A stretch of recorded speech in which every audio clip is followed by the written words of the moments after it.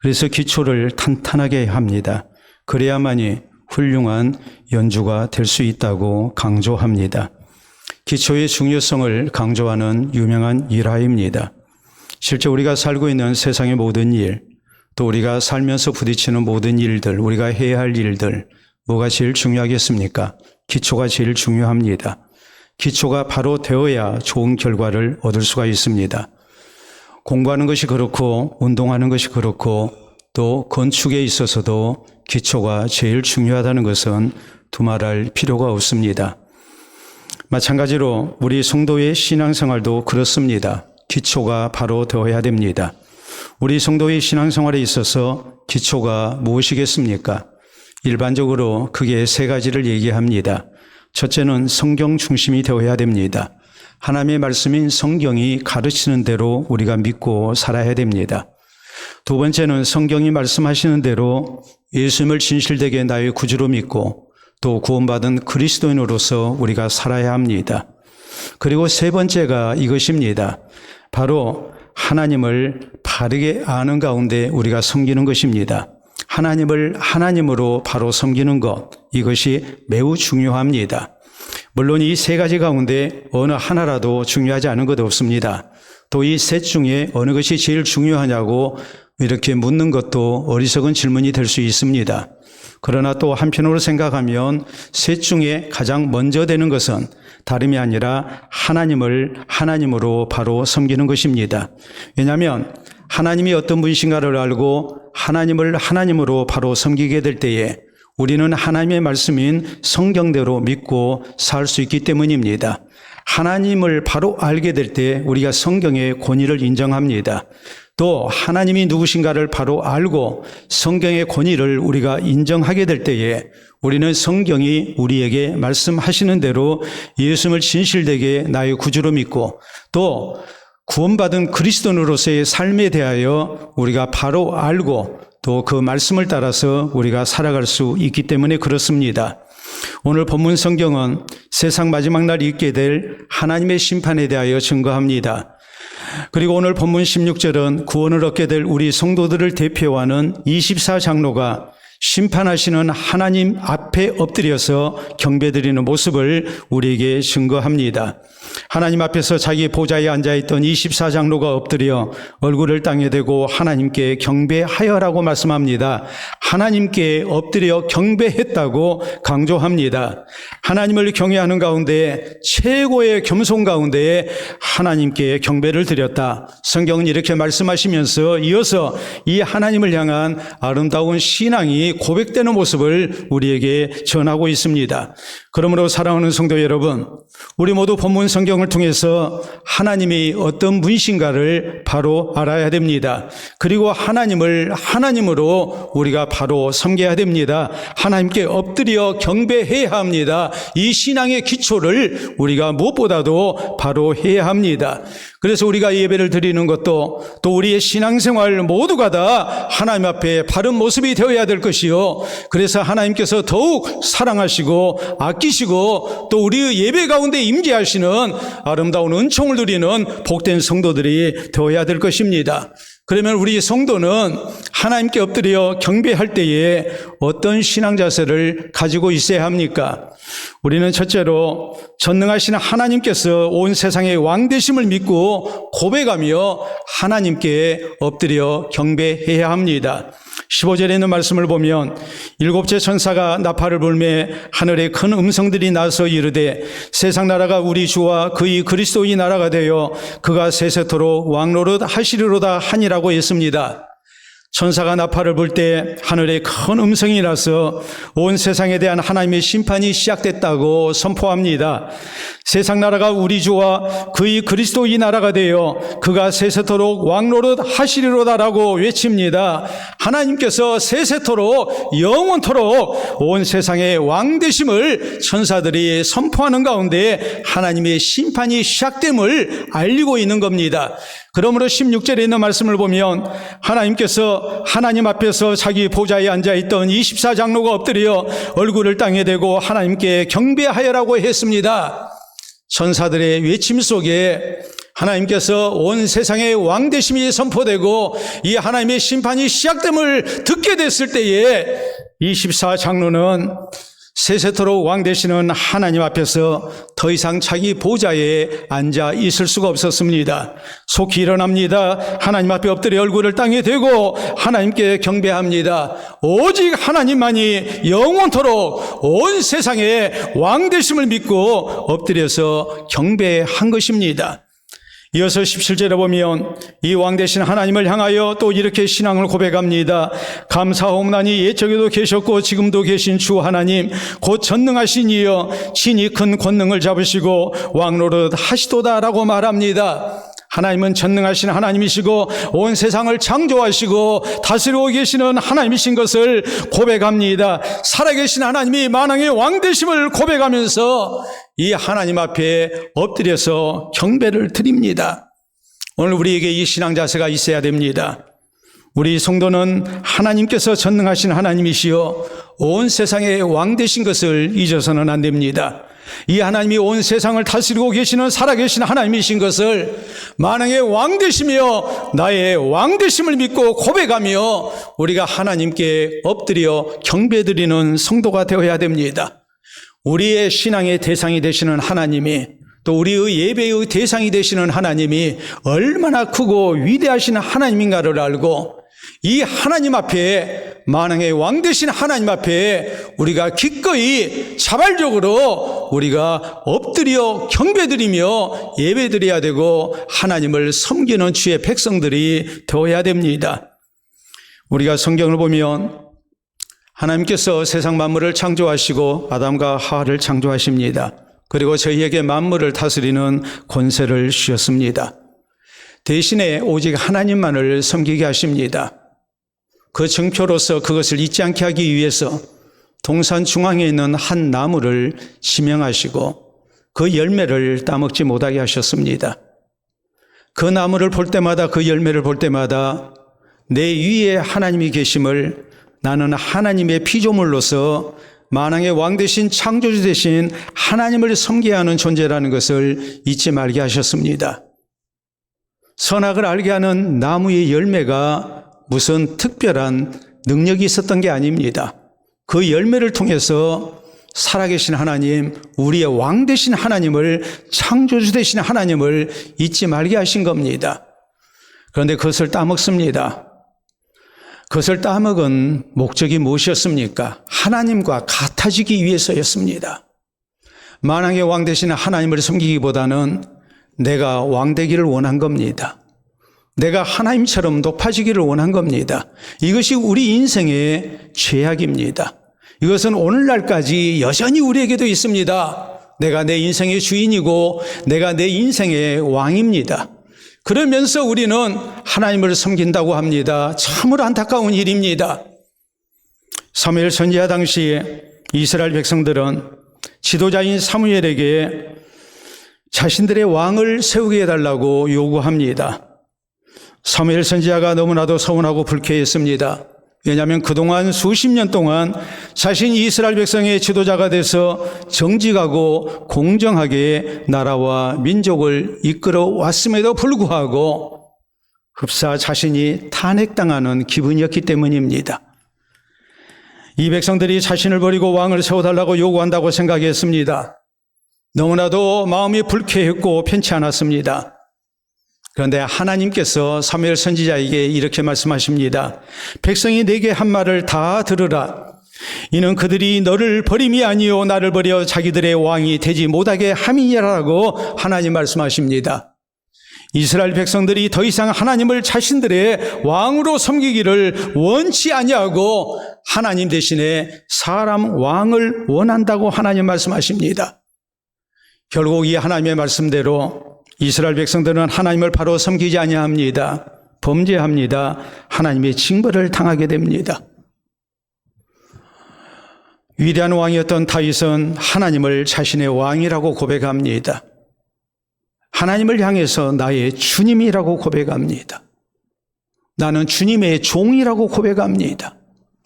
그리고 오직 하나님의 뜻을 앞세웁니다. 철저히 하나님 말씀에 순종하며 하나님 기뻐하시는 나라를 세우기 위해서 그는 하나님 앞에 합당하게 살고자 바른 정치를 하고자 애썼습니다.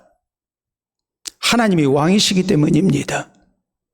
우리 예수님께서는 나더러 주여 주여 하는 자마다 다 천국에 들어갈 것이 아니요 다만 하늘에 계신 내 아버지 뜻대로 행하는 자라야 들어가리라라고 강조하십니다. 우리가 예수님을 나의 주님으로 모셨다면 우리는 하나님의 말씀 앞에 복종하는 순종하는 삶의 모습이 있어야 된다는 말입니다. 하나님이 나의 왕이시기 때문이요 나는 그분의 백성이요 종이기 때문입니다.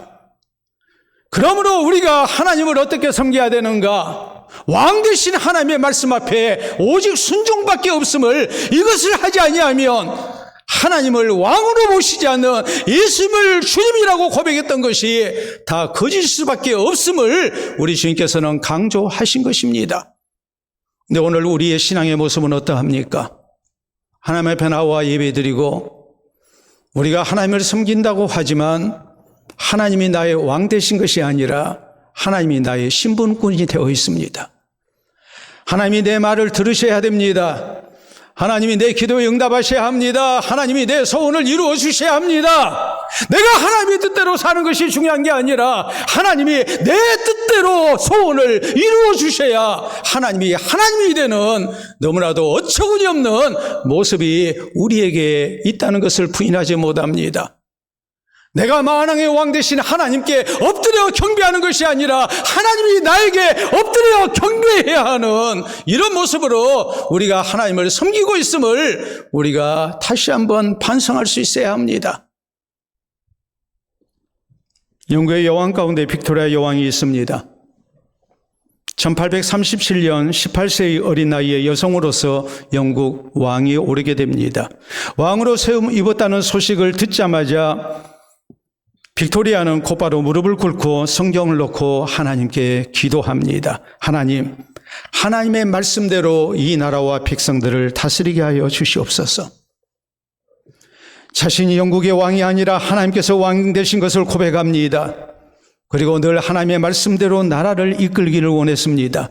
겸손히 무릎 꿇고 하나님 앞에 기도하며 날마다 하나님의 은혜와 도우심을 구했습니다.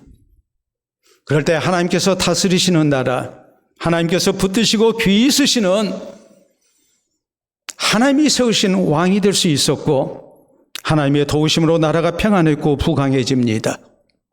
64년 동안 나라를 이끌었습니다. 그럴 때 전 세계에 걸쳐서 많은 식민지를 얻을 수 있었고 해가 지지 않는 대영 제국을 건설한 여왕이 될 수 있었습니다. 사랑하는 성도 여러분, 우리 성도도 전능하신 하나님께서 온 세상의 왕 되심을 믿어야 됩니다. 고백해야 됩니다. 그리고 우리는 하나님께 엎드려 경배해야 합니다. 이 하나님이 나의 왕 되신 것을 고백해야 합니다. 그리고 겸손히 하나님 의지하고 하나님께 기도해야 됩니다. 또 만왕의 왕 되신 하나님의 말씀에 우리가 순종하며 살아야 합니다. 그래서 하나님을 하나님으로 바로 믿고 섬기는 가운데 하나님의 돌보심과 은혜로 살아가는 하나님의 진실된 백성이 되는 우리 모두가 될 수 있기를 바랍니다. 두 번째로 우리 성도는 하나님께서 공의로 세상을 심판하고 계심을 믿고 고백하며 하나님께 엎드려 경배해야 합니다. 24장로들은 전능하신 하나님께서 온 세상의 왕 되심을 믿고 고백하며 하나님께 엎드려 경배 드렸습니다. 그리고 이어진 18절에 이런 고백을 합니다. 이방들이 분노하며 주의 진노가 내려 죽은 자를 심판하시며 종 선지자들과 성도들과 또 작은 자든지 큰 자든지 주의 이름을 경외하는 자들에게 상 주시며 또 땅을 망하게 하는 자들을 멸망시키실 때로소이다라고 말합니다.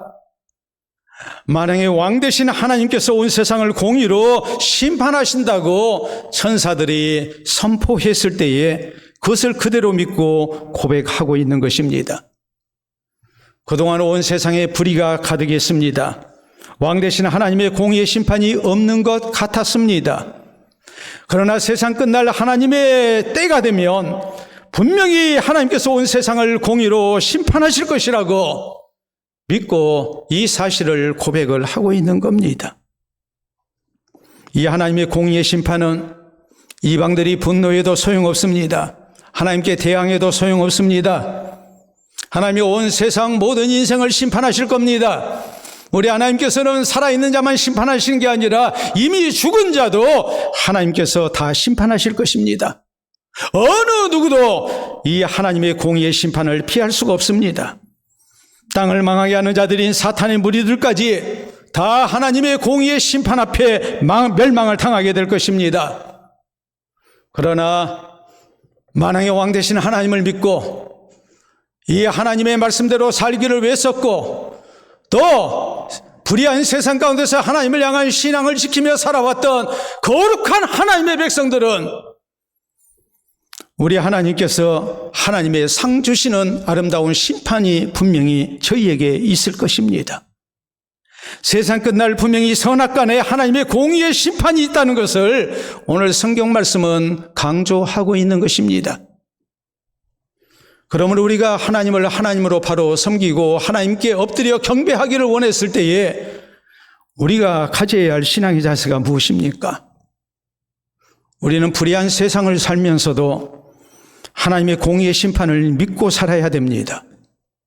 이 신앙 고백 가운데 우리는 하나님 앞에 나와 하나님께 엎드려 경배해야 됩니다. 온 세상이 불의로 가득 찰 때에 하나님의 심판이 없는 것 같을 때 우리는 그럴수록 이 공의의 하나님의 심판을 우리가 굳게 믿고 하나님 앞에 엎드려 경배하며 믿음을 지키는 성도가 돼야 되고 하나님의 공의를 따라서 살아가는 거룩한 백성들이 되기를 힘써야 합니다.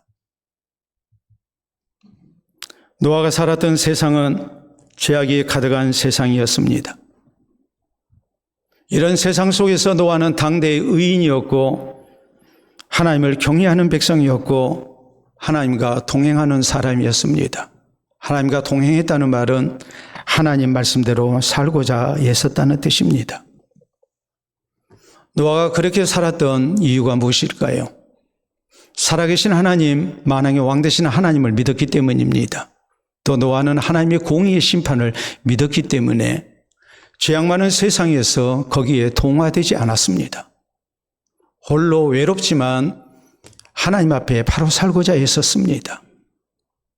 우리 하나님께서 노아 홍수 심판이라는 하나님의 공의의 심판을 분명히 나타내십니다. 신실한 하나님의 사람이었던 다윗 왕은 세상을 살면서 억울한 일을 얼마나 많이 당했는지 모릅니다. 그러나 다윗은 한 번도 자신이 직접 복수하거나 해결하려고 하지 않았습니다. 살아계신 하나님, 공의로 세상을 심판하시는 하나님을 믿었습니다. 하나님께서 의로운 재판장 되심을 굳게 믿었습니다. 그러므로 다윗은 함께 싸우지 않습니다. 함께 악해지지 않습니다. 대신에 하나님께 경배하며 하나님께 기도하며 하나님께 다 맡겨드립니다. 그럴 때 살아계신 하나님, 만왕의 왕 되신 하나님, 의로운 재판장 되신 하나님께서 공의의 심판을 나타내십니다. 하나님이 선히 해결해 주셨음을 성경은 말씀합니다. 작년 5월 3일 대전광역시 중구 대흥동에 있는 한 무인 매장에서 있었던 일입니다. 한 절도범이 골프채를 들고 와서 무인 주문기인 키오스크를 때려 부쉈습니다. CCTV가 있음에도 불구하고 무시하고 키오스크를 골프채로 때려 부수고 그 안에 있는 현금을 훔쳐갔습니다. 그런데 무인 주문기 보면 대개 카드 사용을 하잖아요. 현금 넣는 경우는 별로 없습니다. 그래서 피해액은 많지 않았습니다. 한 10만 원 정도 피해를 봤습니다. 그런데 부서진 키오스크의 가격은 약 520만 원이었습니다. 또 이것을 교체하느라 또 주변에 파손된 여러 것을 보완하느라 대략적으로 1,100만 원 정도의 손해가 났습니다. 속상하죠? 그런데 교체한 키오스크의 동전 투입구가 또 말썽을 부렸습니다. 그래서 매장 운영에 말썽이 생겼습니다. 주인의 입장에서 너무나도 마음이 상해서 힘들었습니다.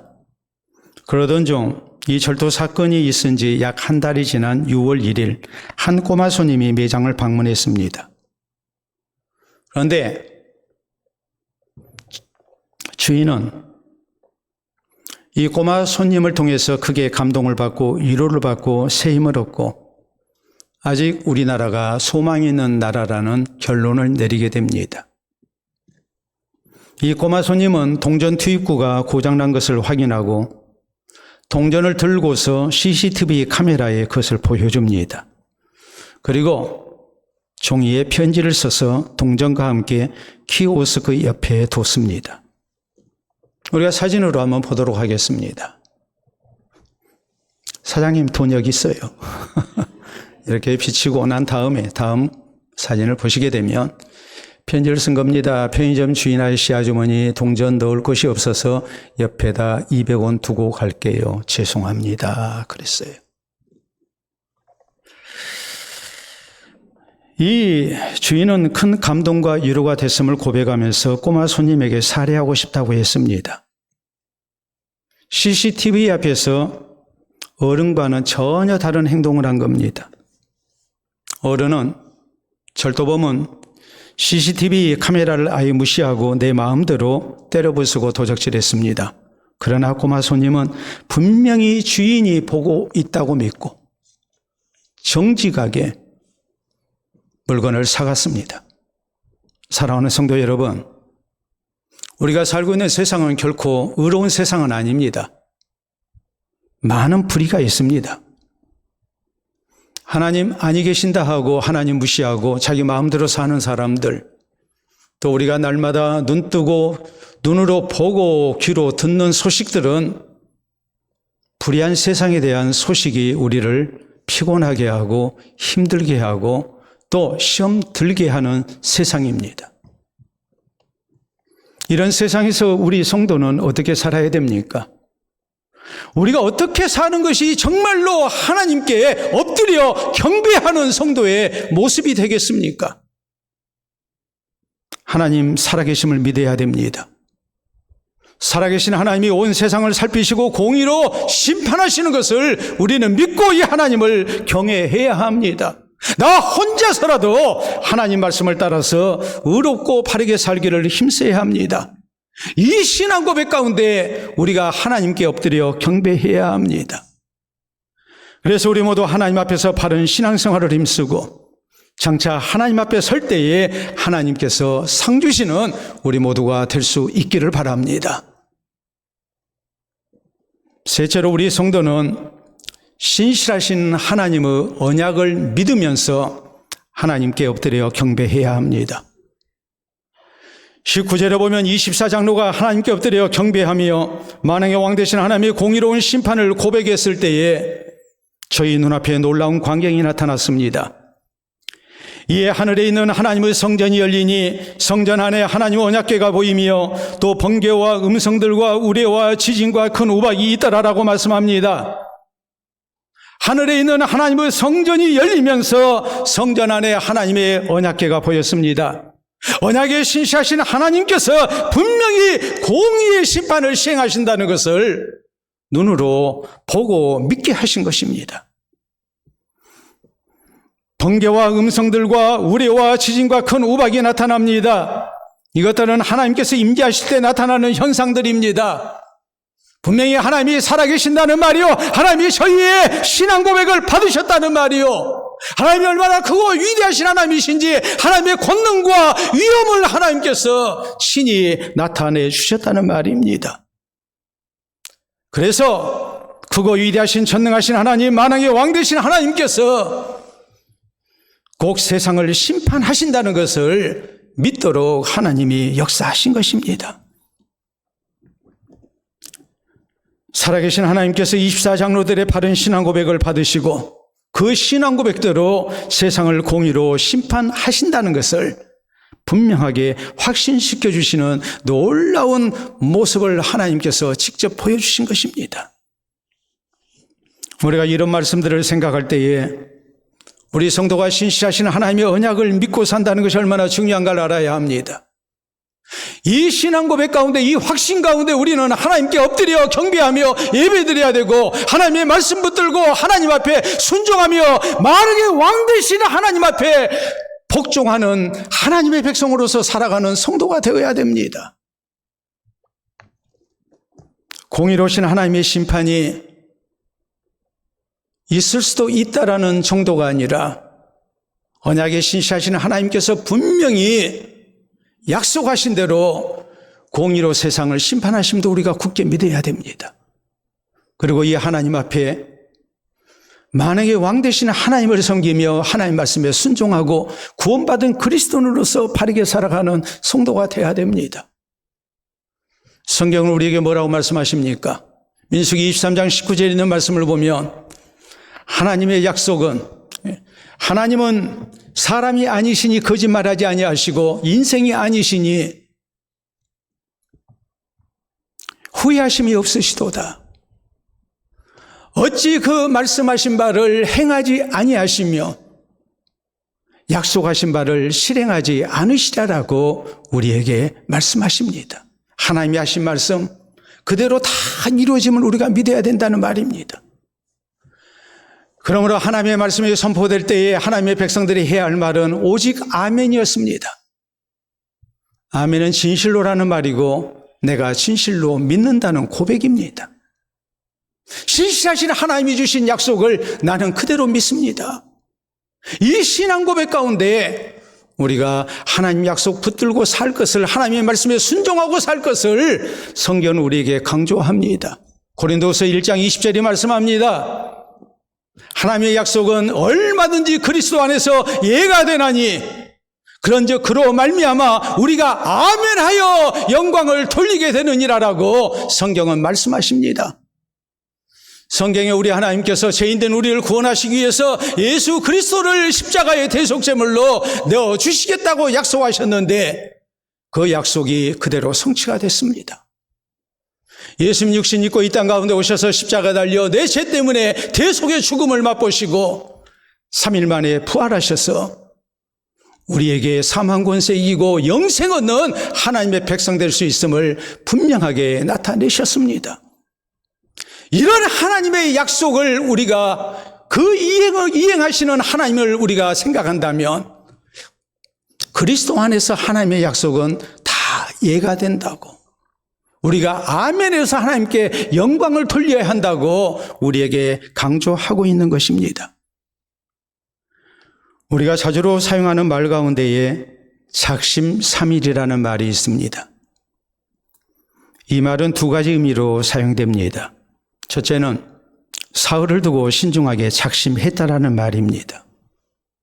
두 번째는 마음에 결심했다 할지라도 그 결심에 사흘도 못 간다라는 뜻입니다.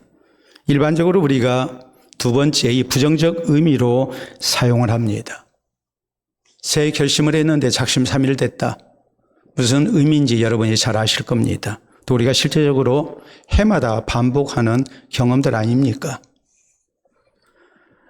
이 작심삼일의 유래를 보면 조선 인조 때 유몽인이라는 분이 쓴 어우야담이라는 책에 나옵니다.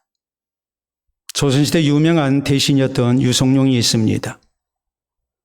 이분이 나라의 재상이 돼서 정책을 펴면서 각 고을에 발송할 공문을 작성하게 했고 이것을 관리에게 주면서 각 고을로 발송하라고 했습니다. 그런데 사흘이 지난 후에 다시 고칠 일이 있어서 발송했던 공문서를 회수하라고 이렇게 다시 지시를 했습니다. 그러면 당시 상황을 놓고 볼 때에 조선 팔도의 재상에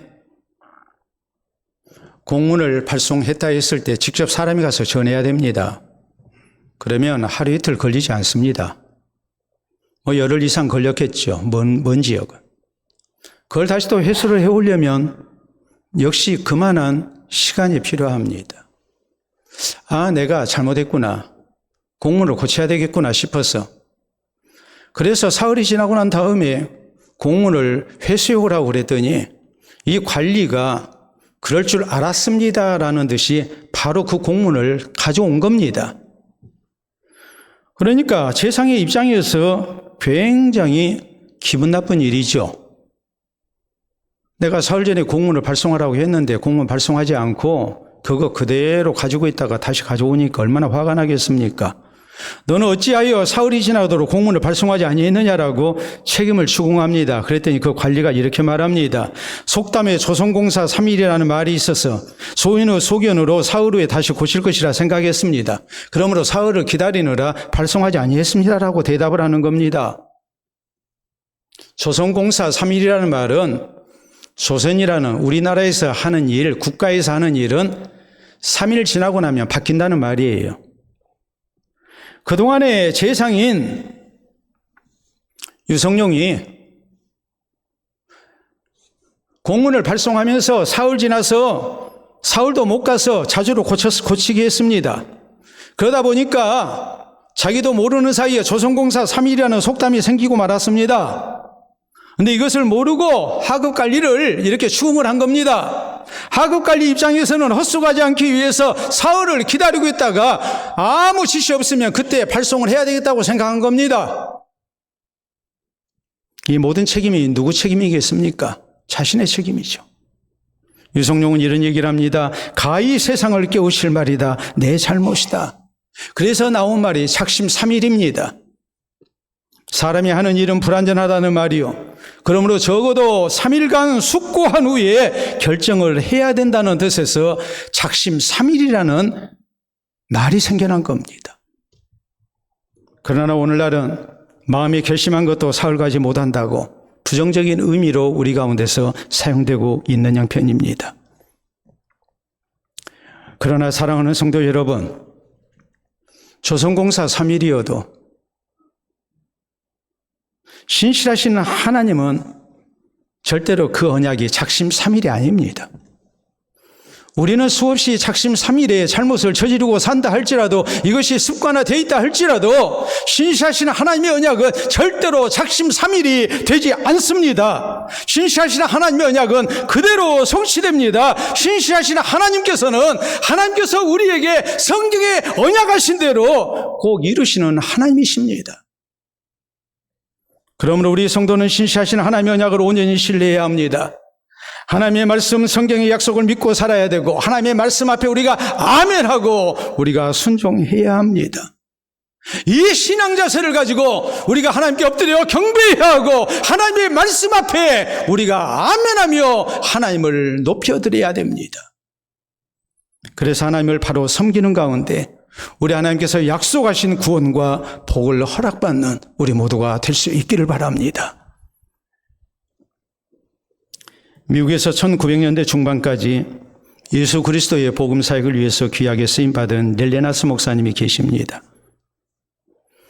이분은 당대의 유명한 붕사셨고 또 음악적 재능이 뛰어나서 복음 찬송을 많이 만드신 분으로 유명합니다. 1938년 안개가 자욱한 날이었습니다. 교회로 가기 위해서 운전하고 있는데 당시 목사님은 매우 어려운 형편이었습니다. 자식들 다 키워서 출가시켰고 저희가 분가한 상태인데 사모님과 둘이만 살고 있습니다. 근데 사모님이 말기 암에 걸려서 집에서 혼자 누워 계십니다.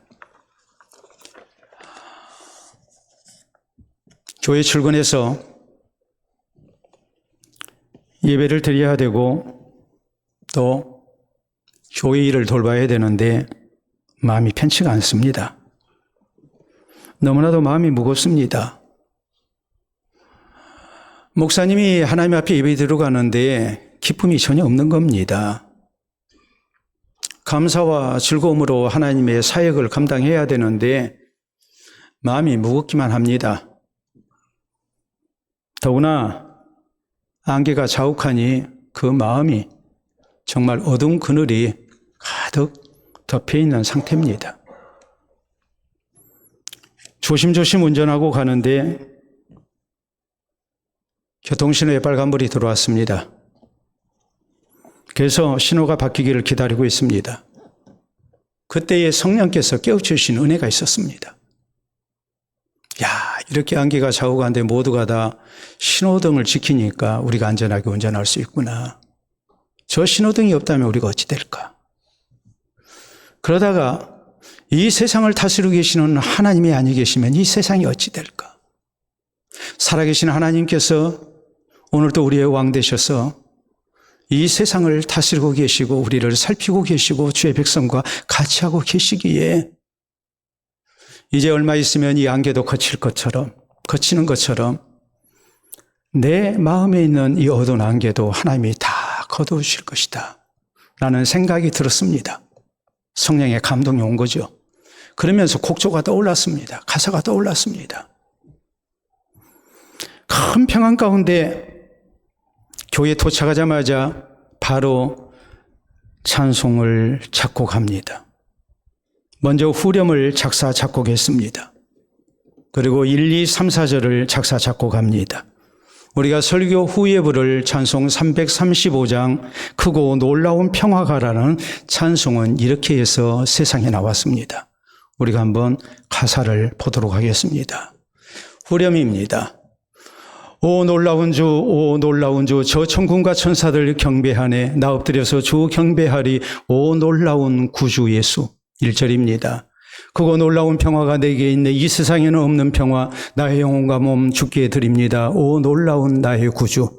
2절, 나의 일생을 인도해 주옵소서. 나의 생각도 주관하사 주의 뜻대로 날 다스리옵소서. 오 놀라운 나의 구주. 3절, 나의 모든 것 주님께 드리오니 주여 기쁘게 받으시사 주의 나라 위에 성별하옵소서. 오 놀라운 나의 구주. 4절, 주의 광채가 찬란히 비춰오네. 전능하신 왕 구세주여 세상 끝날까지 찬양드립니다. 오 놀라운 나의 구주 라고 찬송합니다. 전능하신 왕 되신 하나님께서 세상 모든 것을 홀로 주장하시고 나의 구주 되신 하나님께서 평생토록 나와 함께 하시고 나를 지키실 것을 고백합니다. 이 하나님이 나의 왕 되신 것을, 나의 구주 되신 것을 감사하며 이 하나님 앞에 헌신을 다짐합니다.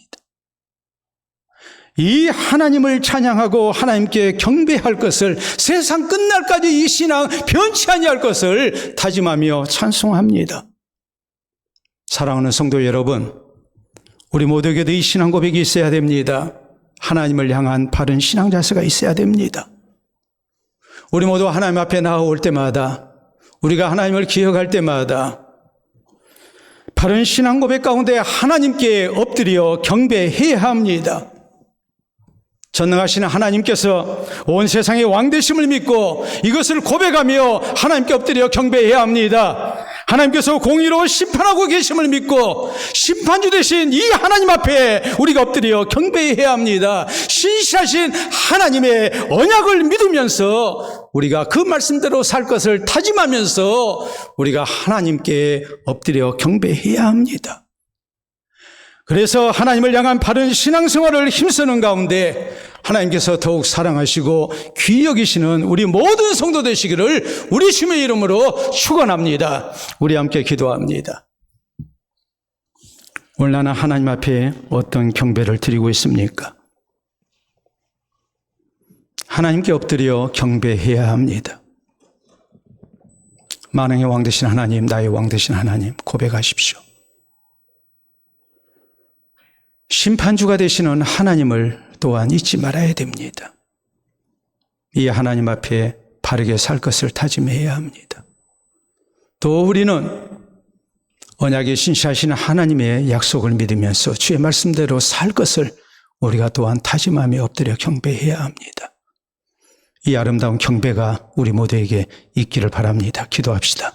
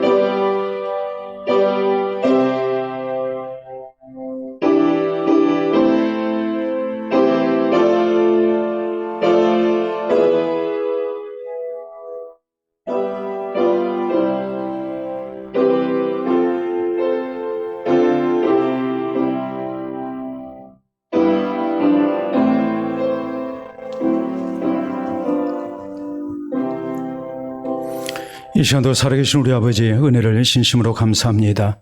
만왕의 왕 되신 하나님, 또 세상을 심판하시는 하나님, 언약의 신실하신 하나님을 우리가 다시 한번 기억하며 주 앞에 엎드려 경배드릴 수 있도록 은혜 주시니 감사합니다.